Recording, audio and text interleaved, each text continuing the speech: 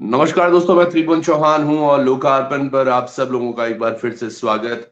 आज शाम बहुत दिनों के बाद उत्तराखंड के युवाओं को क्या कुछ हो रहा है उनकी जिंदगी में, उस पर बात वार्तालाप करने का ठाना सोचा। क्योंकि जोशीमठ प्रकरण हुआ, अंकिता भंडारी प्रकरण चल रहा था और भी प्रकरण लगातार उत्तराखंड में चलते जा रहे थे, जिसके बाद हमने अब सोचा कि यार अब ये जो चीजें हो रही हैं ये यकीनन कभी बंद नहीं होगी। अंजलि तिर खातिर में बड़ी ओलू पटवारी, और वो पटवारी की परीक्षा ऐसी हो गई है कि अंजलि भी एक मीम बन गई है। धन हो राज टाइगर का और रोहित चौहान का, जिन्होंने ये गाना बनाया था। साथ के साथ राज टाइगर और रोहित चौहान ने एक और गाना भी बनाया, पुलिस।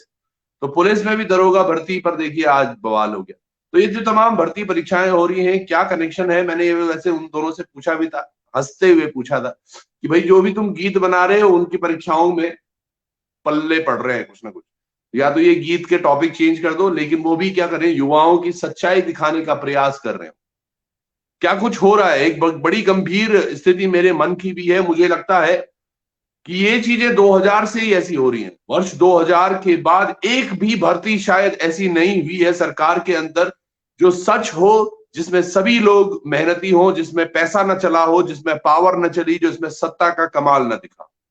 क्योंकि आज जो युवा हमारे हैं, ये अगर अपने घरों में बैठकर परेशान हो रखे हैं, कई सालों से ये तैयारियां कर रहे हैं, वीडियो हो वीपीडीओ हो, पिछली 8 परीक्षाएं हमने देखी, 4 इन्होंने कैंसिल कर दी, 4 का रिजल्ट नहीं आया। एक परीक्षा इन्होंने बड़ी मुश्किल से यूके ट्रिपल एससी को समझ दिया था इन्होंने कि ये कुछ नहीं कर सकती, इससे अच्छा यूके पीएससी है, एक परीक्षा इनसे करा दो। यूके पीएससी ने पहली परीक्षा कराई पटवारी की और 4 दिन में ही उसका रिजल्ट आ गया। तो ये धांधलेबाजी है या क्या है, इस पर बड़ा प्रश्न है। आज हमारे साथ काफी सारे छात्र भी जुड़े हुए होंगे, वो युवा जो उत्तराखंड का भविष्य होने वाले हैं, लेकिन अंधकार में और अंधेरे में है उनका भविष्य। उनसे भी बात करने की कोशिश करेंगे। लेकिन समझने वाली बात यह है कि तमाम जो लोग आज यूके ट्रिपल एससी या यूके पीएससी के बारे में बात करते हैं, क्यों नहीं हमें समझ में आता कि ये आयोग बने हुए हैं या ढकोसले हैं। ये क्यों गुमराह किया जा रहा है युवाओं को? इन तमाम चीजों पर बात करने के लिए हमारे साथ कुछ युवा भी हैं, उनसे भी बात करेंगे, क्योंकि काफी समय से हम भी इस पर बिल्कुल टच में नहीं है, लेकिन क्या कुछ हो रहा है वो जरूर हमें पता चलता रहता है। हम इस पर बात नहीं कर पा रहे थे, इसका मतलब ये नहीं था कि हम अनभिज्ञ थे चीजों से। मेरा तो ये भी मानना है कि वीडियो वीपीडीओ आपने बोला, चलो उसमें बड़ी सारी आपने गिरफ्तारियां कर दी। आपका मानना है कि हमने इसमें सबसे बड़े जो शागिर्द थे, जो मास्टरमाइंड थे, उनको हमने जेल के अंदर बंद कर दिया। तो मुझे ये समझ में नहीं आया फिर ये पटवारी का पेपर कैसे लीक हुआ, ये कैसे लीक हुआ? यानी कि अभी भी सरगना तो बाहर ही है, आप केवल एबीसी किसी एक दो के नाम लेकर उनको अंदर कर रहे हो। लेकिन आपको भी पता है, हो सकता है ये कुछ सफेद पोस्ट लोग हों या सफेद पोस्ट लोगों के रिश्तेदार, जो आज भी बाहर घूम रहे हैं और पेपर रद्द पे रद्द होए जा रहे हैं। ये रद्द नगरी में मैं स्वागत करना चाहूंगा हमारे साथ आज जो भी लोग जुड़े हुए हैं। हमारे साथ शोभा है और एक हमारे साथ चंद्रा जी है, जो सिस्टम के सताए हुए हैं। तो आप सब लोगों का बहुत बहुत स्वागत। और लेआउट पर मैं थोड़ा आऊं तो पहले तो शोभा मैम, बहुत बहुत धन्यवाद, नमस्कार आपका। धन्यवाद सर। कौन सा पेपर दिया था शोभा जी आपने? सर मेरा ये स्नातक स्तरीय था, वीडियो बीपीडीओ। बीपीडीओ। और चंद्रा जी जी आपका सिस्टम का सताया हुआ छात्र। ये पहले तो आपका टाइटल बहुत अच्छा लगा मुझे, सिस्टम का सताया हुआ छात्र एक हमारे साथ है। ये शायद सभी युवाओं की एक आवाज बनकर ये रखना चाहते हैं। तो चलो, वैसे इनका नाम चंद्रा है, लेकिन अभी हम सिस्टम का सताया हुआ छात्र ही इनको बोलेंगे। कौन कौन से पेपर दिए हुए हैं आपने सर?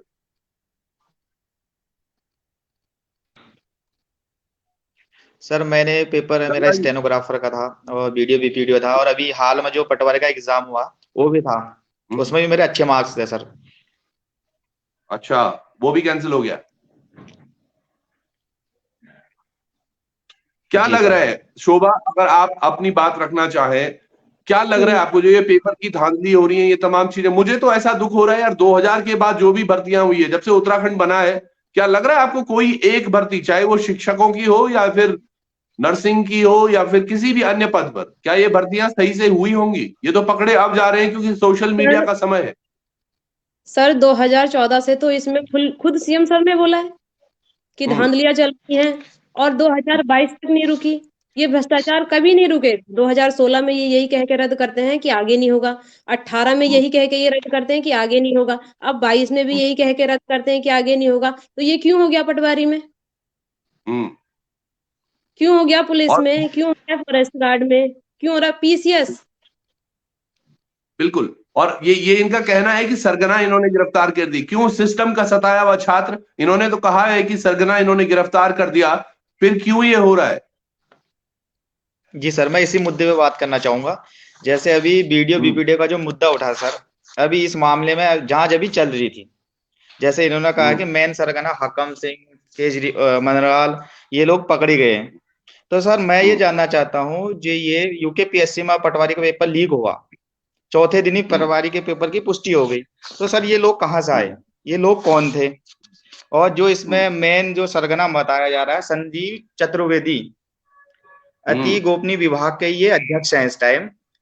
तो इनके पास तो सारी भर्तियों की। एक मिनट बताए हुए छात्र साहब, जरा हमें बोलने दीजिए मौका। अति गोपनीय विभाग, और भाई क्या दलाली चल रही है तुम लोगों की यार? अति गोपनीय विभाग का एक जो तुम्हारा आदमी है वो पेपर लीक करवा रहा है। शर्म से डूब मर जाना चाहिए, शर्म से डूब मर जाना चाहिए आयोग में बैठे हुए तमाम अधिकारियों को। तुम्हारा अति जो गोपनीय है, यानी कि अति गोपनीय अगर कोई व्यक्ति है वो चोर है आपका, फिर जो आपका अति विश्वसनीय व्यक्ति होगा वो विश्वासघाती होगा, जो आपका अति प्रेमी व्यक्ति होगा वो सबसे बड़ा दुश्मन होगा। यानी कि अगर आप बोलते हो, ये बात स्पष्ट हो गई है आपकी, आज सरकार पर भी ये प्रश्न है, अगर आप बोलते हो कि संकल्प नए उत्तराखंड का, तो ये नया उत्तराखंड का संकल्प आपके अति लगाकर समझ आ रहा है। अगर आप बोलते हैं कि हम उत्तराखंड के लोगों से अति प्यार करते हैं, तो कितना प्यार करते हैं ये सब धोखेबाजी हो रही। उत्तराखंड के लोगों के साथ ऐसा अति गोपनीय मत किया कीजिए। जी चंद्रा जी। इसमें एक मुद्दा ये है सर, जैसे इसमें अति गोपनीय विभाग के जो अध्यक्ष थे ये चतुर्वेदी साहब थे, ठीक। तो इनके पास तो हर एक जो पेपर होता है वो इलेक्ट्रॉनिक फॉर्म में होता है, यानी पेन ड्राइव में होता है। तो ये कैसे कह रहे कि फॉरेस्ट गार्ड का पेपर बाहर नहीं आया, और ये कैसे कह रहे कि पुलिस का पेपर बाहर नहीं आया? और इन लोगों ने 24 घंटे में फॉरेस्ट गार्ड और पुलिस को क्लीन चिट दे दी। यहाँ वीडियो में सर 8 महीने से जांच चल रही है, आज तक आखिरी बंदा नहीं पकड़ा गया, और 24 घंटे में एसटीएफ ने क्लीन चिट दे दी कि इसमें कुछ नहीं हुआ। और हमारा 22 तारीख को जो एग्जाम है फॉरेस्ट गार्ड का, बिल्कुल कि ये दोनों पेपरों में कोई धांधलेबाजी नहीं है, ये सही है पेपर, ऐसे कैसे कह रहे हैं? सर एसआईटी के पास ऐसा कौन सा यंत्र है जो एसटीएफ के पास नहीं है? यंत्र है तो वो एसटीएफ को दे देना, कि जो रात रात ये पता कर लेते हैं। और आयोग जिसने 8 भर्तियों की जांच 1.5 महीने में कर दी, जिसके अंदर रिजल्ट भी नहीं निकला था, लाखों बच्चों की जांच थी, यहाँ एसटीएफ 8 माह में पता नहीं कर पाए कि कौन फेयर है, कौन सही है या कौन गलत है। अरे अगर तुम गलत नहीं पकड़ पाए तो सही तो पकड़ सकते हो ना। वहां तुम एक भर्ती में तुम पिछला रिकॉर्ड देख के कर दे रहे हो, तो यहाँ भी तो देखो 450 बच्चे क्लर्क में सेलेक्ट हैं, और बच्चे जो है उन्होंने अदर एग्जाम निकाल रखा है, उनका भी तो तुम पिछला रिकॉर्ड देख के कर सकते हो।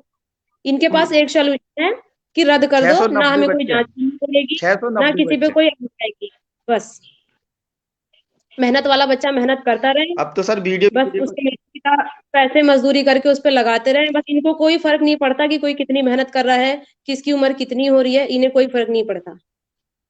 नहीं, मैं एक चीज मानता हूँ।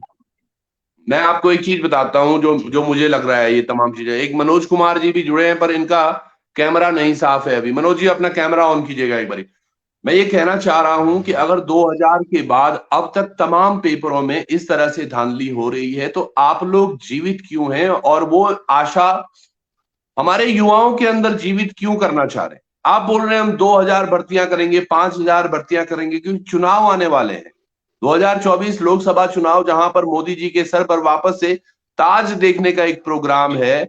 मैं समझ नहीं पा रहा कि हमारे युवाओं का भविष्य अधर में डालकर ये सरकारें कहां जाएंगी। और आज अगर जिसको लग रहा होगी फिर हम बीजेपी की बात कर रहे हैं, तो क्योंकि बीजेपी पटल पर है।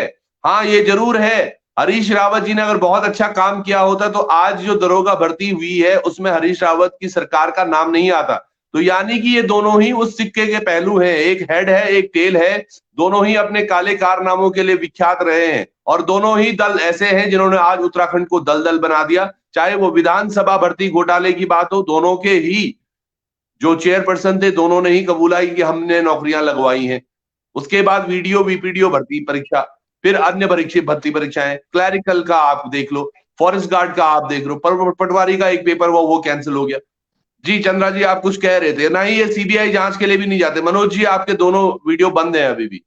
जी सर इन्होंने चंद्रा रद्द कर सर जैसे जरूरी समझा कि बच्चे शांत हो जाएंगे। एसटीएफ जांच नहीं कर रही थी रद्द के बाद, जब कोर्ट से ऑर्डर आया है तो अब ये फोन कर करके बुला रहे हैं एसटीएफ वाले कि भाई अच्छा, अभी अब कोर्ट गए सर वीडियो वाले मामले में, अब हम कोर्ट में हमने याचिका जांच दर्ज करी अपनी।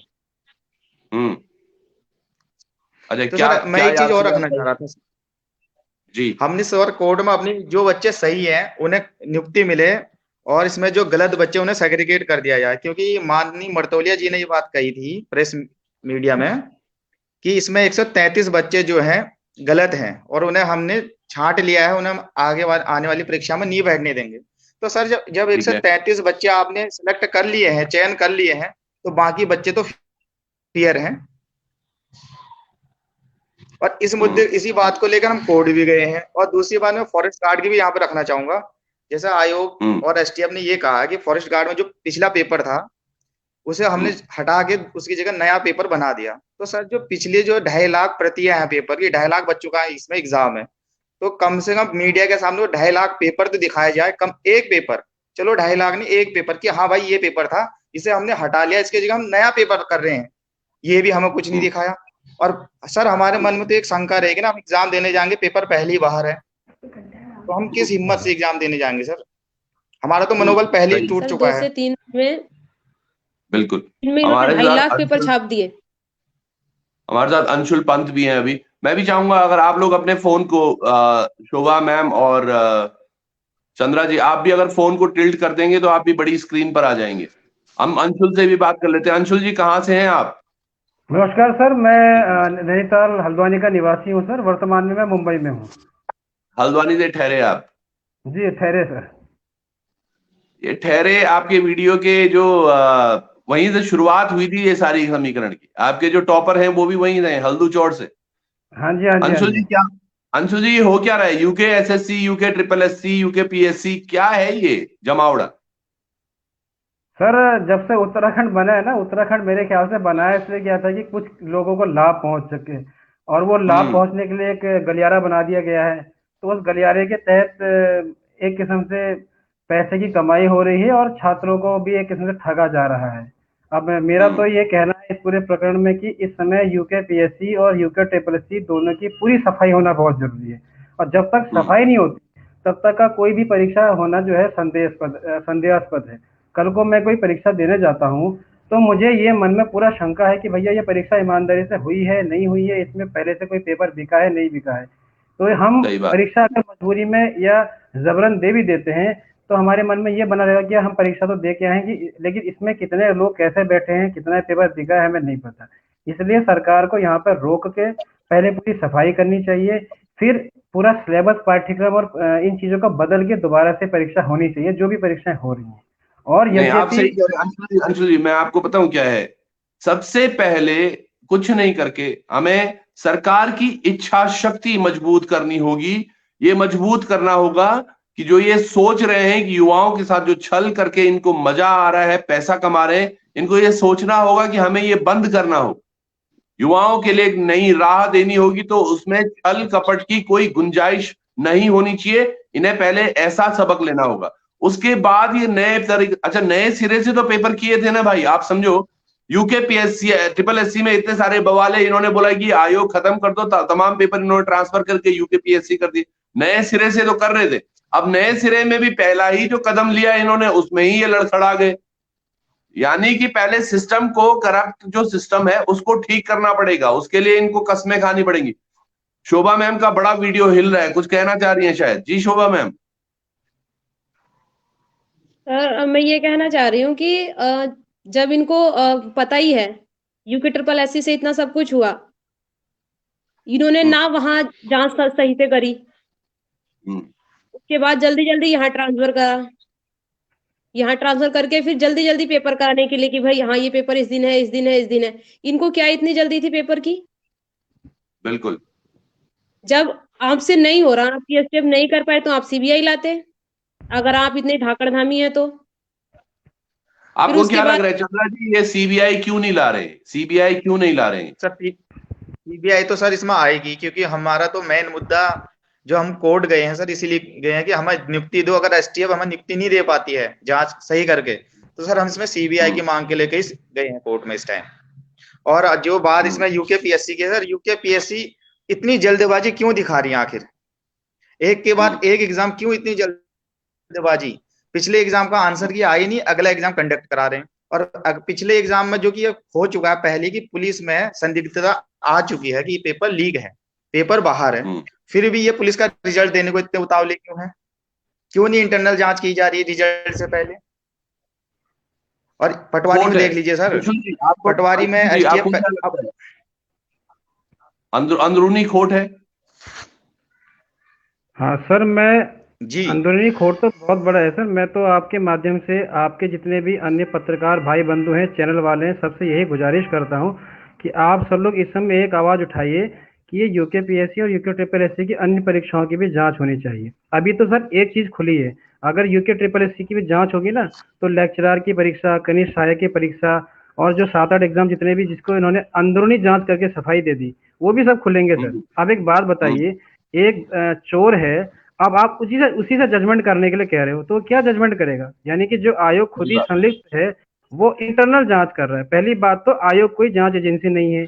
दूसरी बात, यूके जो है वो कोई संवैधानिक नहीं है, वो एक एग्जीक्यूटिव ऑर्डर द्वारा स्थापित किया गया है, सरकार उसे कभी भी निरस्त कर सकती है। हाँ, यूकेपीएससी संवैधानिक है, उस पर चाहे तो उस पर भी संवैधानिक तरह से कार्य सरकार जो है अपना कार्य कर सकती है। ठीक है, तो यहाँ पर दोनों आयोगों की जो भी परीक्षाएं हुई हैं, जो संदेह के घेरे में आई हैं और जो इनके कार्यकाल में हुई हैं, जो पकड़े गए हैं, उनकी जांच होनी बहुत जरूरी है। अगर आप जांच नहीं कर सकते तो मार्तोलिया जी के वो शब्द जो है वो निरर्थक हो जाते हैं, जो उन्होंने कहा था कि एक कर्मचारी अगर गलत चयनित हो गया, वो 60 साल तक सेवा देगा और सरकार की नीतियों को उसने लागू करना, तो बात पूरी निरर्थक हो जाती है।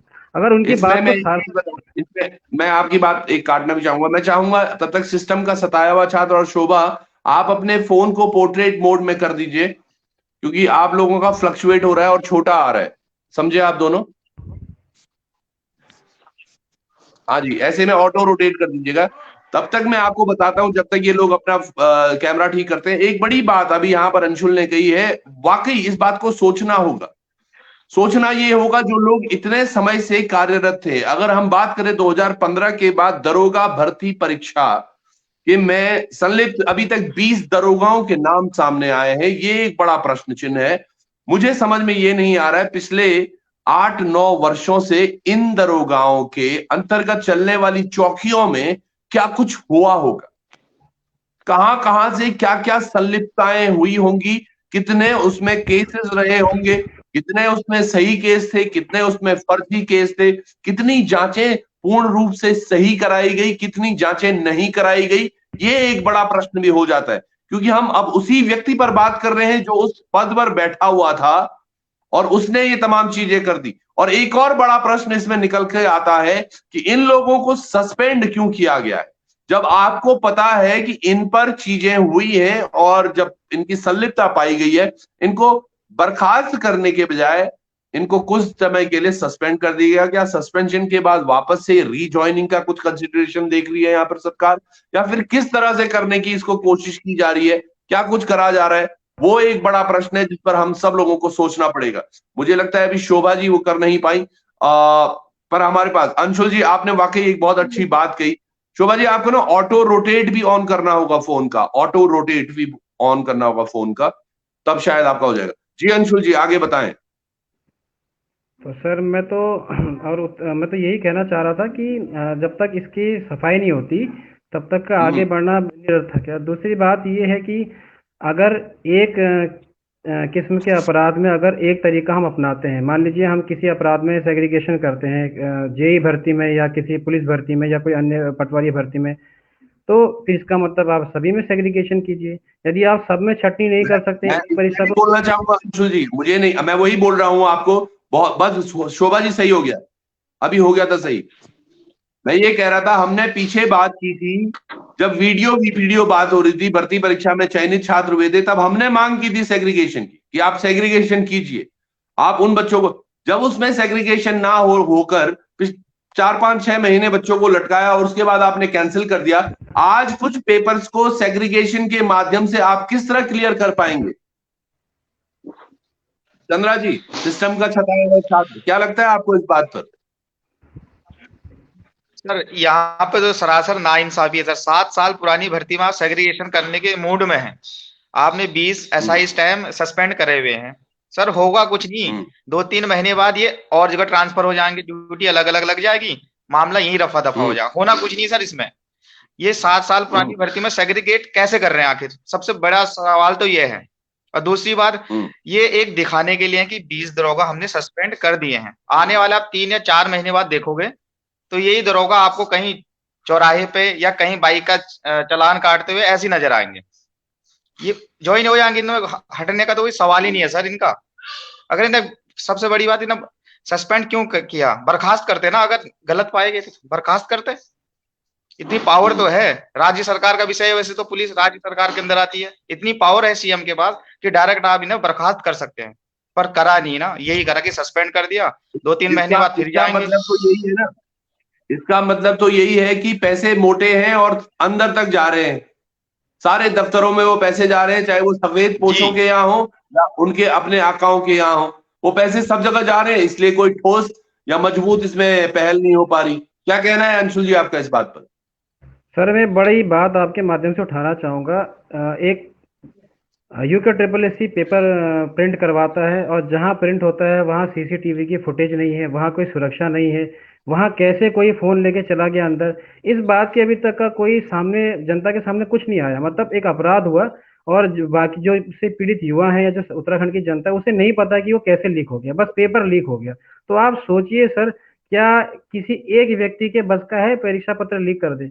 कहीं ना कहीं एक सिस्टम संगठित तरह से जुड़ा होगा। मैं एक चीज बताऊं आपको, यहाँ पर CCTV फुटेज की तो इतना मारा मारी है। अंकिता प्रकरण में एक इतना बड़ा रिसोर्ट जिसके कि एक रात में 3-3, 4-4 हजार, शायद 5-6 हजार रुपए के उनके कमरे चढ़ते हैं, उनके CCTV तो ये आज तक निकाल नहीं पाए। ये उत्तराखंड में जो चीजें हो रही हैं, वो यकीनन, आप ये 3 बच्चे जरूर हैं हमारे साथ, अभी बच्चे भी कहाँ हैं, अब युवा हो चुके हैं, शादियों की उम्र हो चुकी है, लेकिन शादी नहीं हो पा रही है क्योंकि नौकरी नहीं है इनके पास। पर पॉइंट ये है कि आज उत्तराखंड को किस दिशा में ले जाया जा रहा है। अंकिता के प्रकरण में भी देखो आप, वहां ढिलाई, यानी कि आप सुरक्षित भी नहीं।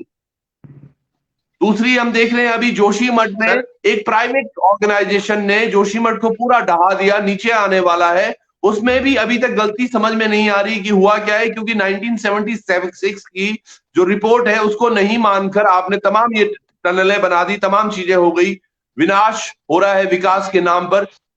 हम चुप बैठे हुए हैं, मौन है। आज हमारे ये 3 युवा नहीं है हमारे साथ, ये 3 मतलब इंटू करूंगा मैं तो 10,000, 40,000, 50,000, यानी कि तकरीबन 1-1.5 लाख बच्चे हैं ये टोटल। और 1-1.5 लाख बच्चे अगर इस तरह से परेशान हो रहे हैं सड़कों पर, तो ये यकीनन शर्मनाक है, हर सरकार के लिए शर्मनाक है, चाहे वो उत्तराखंड की हो चाहे कहीं बाहर की भी हो। क्या कहते जी? हाँ चलो, शोभा से सुन लेते बहुत जी। सर ये जो दरोगा वाला केस चल रहा है कि इसके अंदर अभी 20 दरोगा को वो किया गया, उनकी जो लिस्ट थी वो भी वायरल हो गई कि हाँ भाई ये लिस्ट है, इनको निकाला गया, उन्होंने धांधली से किया था। क्यों निकाला गया? क्योंकि उसमें क्या लिख रहा है कि उसमें मुख्यमंत्री कौन था। मतलब वीडियो में इतना सब कुछ हुआ, इतने बच्चे पकड़े, उनका कोई नाम नहीं, कोई ब्लैक शीप नहीं कि हाँ कौन था क्यों नहीं था। मतलब ये लोग पार्टी खेल रहे हैं, राजनीति। इनको अपनी राजनीति से मतलब है, बच्चों के भविष्य से कोई मतलब नहीं है। वहां इन्होंने एक भी ब्लैक शीप का नाम बता दूं आपको, मैं एक और चीज बता देता हूं जो मेरा अंदेशा है, शायद गलत भी हो सकता है, लेकिन मैं बोलता हूं ना, मैं बोल देता हूं चीजें, इसलिए शायद लोग कहते होंगे कि ये बड़ा मुंहफट भी है। ये दरोगा का प्रकरण इसलिए अभी सामने आया है, यकीन मानिए पटवारी में किसी को बचाने की कोशिश की जा रही होगी। अदरवाइज 2-3 दिन के अंदर में ऐसा कौन सा तीर चल गया कि एकदम से पता चल गया यार दरोगा भर्ती में घोटाला था। क्योंकि पटवारी परीक्षा में कुछ ऐसा दबाने की स्कीम चल रही होगी, यार दरोगा को वो कर दो। ये जो मेंटल, मतलब अगर मैं एक पत्रकार की तरफ से देखूं और जो हम सोचते हैं, सबसे पहले तथ्य पर वही नजर जाती है मेरे को पहले दिन जब ये लगा था कि यार पटवारी मामला क्यों आया एकदम से, 3 दिन के अंदर ऐसा इन्होंने क्या कर दिया कि पेपर लीक इन्होंने पकड़ लिया और वो समझ में आ गया, उसके बाद इन्होंने पेपर कैंसिल भी करवा दिया 3 दिन के अंदर में। मुझे तब थोड़ा लगा कहीं ये ऐसा तो नहीं कि जोशीमठ में जो चीजें हो रही हैं उनका कयास दबाने के लिए प्रयास किया गया। जब उन्हें पता चला कि यार पटवारी भर्ती में तो बहुत कुछ निकल गया, इसको दबाया कैसे जाए, यहाँ पर तो तमाम लोग हमारे बदनाम हो रहे हैं या तमाम चीजें, एक काम करो दरोगा में जिनके नाम पहले से आ रहे थे उनको बाहर निकाल दो। तो ये एक के बाद, और हो सकता है दरोगा में भी अब अगर लोग खूब इस पर उछालना शुरू करेंगे और नए नए प्रकरण सामने आएंगे, जब नए लोग आएंगे कोई एक और पेपर ऐसा होगा जिसको लीक का नाम दे दिया जाए, कुछ और भी कहानी। अब देख रहे हैं आप शायद अभी ये मेंस भी होने 12 फरवरी को है, कब है पेपर? पीसीएस का मेंस तो 28 तारीख से शुरू है। ये 22 को है सर। एक 28 तारीख से पेपर शुरू है। तो ये यकीनन कहाँ जा रहा है, जैसे इस टाइम मामला चल रहा है, इस टाइम जैसे संवेदनशील मामला चल रहा है, खुद आयोग इस टाइम जांच के दायरे में है, तो आयोग सर इतनी जल्दीबाजी आखिर दिखा क्यों रहा है? हमारे समझ में ये बात नहीं आ रही। आयोग खुद इस टाइम जांच के उसमें है, तो आयोग पेपर की डेट कैसे दे सकता है? क्यों फॉरेस्ट गार्ड का पेपर इन्हें आगे नहीं करना चाहिए था? कम से कम 2-3 महीने आगे करना चाहिए, जब तक जांच चली सर, एटलीस्ट तब तक तो रुक जाए। नहीं हम तो कराएंगे 12 तारीख को ही कराएंगे, हम तो 22 को ही कराएंगे, हम तो 18 में कराएंगे, ये इनका चल रहा शुरू से ही। इन्होंने कसम मनमानी चली सर, टोटली ये है। जब तक गांधीवाद, हमारे पास समय भी कम था, इस पर एक एपिसोड कल लोकार्पण जरूर देगा और आप सब लोग जुड़िएगा उसमें भी, आप देखिएगा उसको, क्योंकि हम कुछ साक्ष्यों के साथ कुछ बना, आपके पास भी कुछ साक्ष्य हो तो आप इस वीडियो को भी शेयर कीजिएगा और साथ के साथ व्हाट्सएप पर हमें भेजिएगा, सो दैट कल जो पैकेज हम बना के आए उससे लोगों की आंखें खुले पूरे प्रकरण में। आप तीनों का बहुत बहुत धन्यवाद जुड़ने के। धन्यवाद सर। धन्यवाद सर। तो ये हमारे साथ वो बच्चे थे जिन्होंने कहीं ना कहीं आज पेपरों से जुड़े हुए, ये वो युवा हैं जो कुछ करना चाहते हैं अपने लिए भी, अपने परिवार के लिए भी और देश के लिए भी।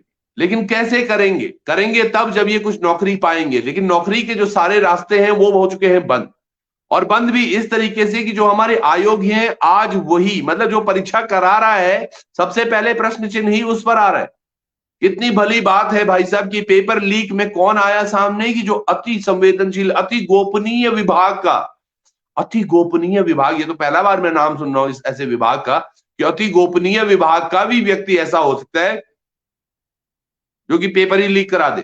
बताओ, तो ये चीजें समझ से परे है। उत्तराखंड कहां जा रहा है और हम सब लोग कहां जा रहे हैं। इस पूरे बीच में एक चीज की जोरों शोरों से तैयारियां वापस से शुरू हो गई हैं, क्योंकि 2023 में 9 राज्यों में चुनाव होने, 9 राज्यों के चुनाव में हमारी पार्टियां इतनी व्यस्त हो जाएंगी अब कुछ नहीं दिखेगा इन्हें। 2024 में फिर लोकसभा के चुनाव। कल परसों में वहां गया था जहां मुजफ्फरनगर में, जब हमारे तमाम लोग जहां शहीद हुए थे, उस भूमि पर भी मैं जाकर देखा तो मुझे तब भी समझ में यही आया कि केवल राजनीतिकरण हो रहा है उत्तराखंड। ऐसा बर्बाद नहीं होना चाहिए हमारे उत्तराखंड। क्या कुछ हो रहा है भर्ती परीक्षाओं को लेकर, युवाओं को किस तरह से ढकेला जा रहा है, कभी इस कोने कभी उस कोने। आप सब लोगों की कमेंट भी मैं पढ़ रहा हूं थोड़ा थोड़ा, पर पॉइंट वही है, ये यूजलेस हो रहा है जो भी है, ये ऐसा नहीं होना चाहिए। आप सब लोगों से जुड़ूंगा मैं, जल्द जुड़ेंगे और कोशिश करेंगे इन सभी पहलुओं पर कुछ अच्छे से बात रखें। तब तक के लिए बहुत बहुत धन्यवाद आपका। नमस्कार, प्रणाम और ध्यान रखिएगा अपना भी।